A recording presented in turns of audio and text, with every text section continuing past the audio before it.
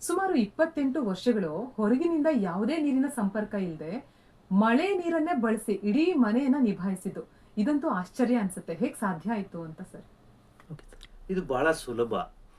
ನೀರು ಎಲ್ರಿಗೂ ಬೇಕಾದ ವಸ್ತು. ಮತ್ತೆ ಇದು ಉಚಿತವಾಗಿ ಸಿಗುತ್ತೆ. ನೀವೇ ಹೇಳ್ದಾಗೆ ಮಳೆ ನೀರು ಎಲ್ಲರ ಮನೆ ಬಾಗಿಲಿಗೂ ಬರುತ್ತೆ. ಅದನ್ನ ಹಿಡಿದು ಉಪಯೋಗಿಸೋದು ನಮ್ಮ ಜಾಣತನ. ಅದಕ್ಕೆ ಮಳೆ ನೀರು ಸಂಗ್ರಹಣ ಅಂತ ಹೇಳ್ತಾರೆ. ಮಳೆ ನೀರು ಸುಗ್ಗಿ ಅಂತನೂ ಕೂಡ ಹೇಳ್ತಾರೆ. ನಮ್ಮ ಚಾವಣಿ ಮೇಲೆ ಬಿದ್ದ ಮಳೆ ನೀರು ತುಂಬ ಶುದ್ಧವಾದ ನೀರು.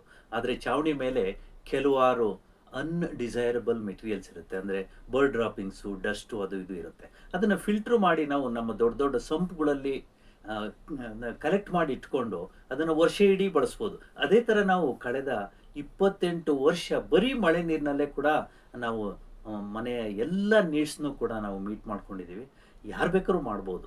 ಬೆಂಗಳೂರಿನಲ್ಲಿ ಸಾಧಾರಣವಾಗಿ 1,000 ಮಿಲಿಮೀಟರು ಒಂದು ವರ್ಷಕ್ಕೆ ಮಳೆ ಆಗುತ್ತೆ. ಅದು ಒಂದು ಸಂಸಾರಕ್ಕೆ 40 ಅಡಿ 60 ಅಡಿ ಸೈಟಲ್ಲಿ ಬೇಕಾದಷ್ಟಾಗುತ್ತೆ. ಎಲ್ಲರೂ ಕೂಡ ಮಾಡ್ಬೋದು.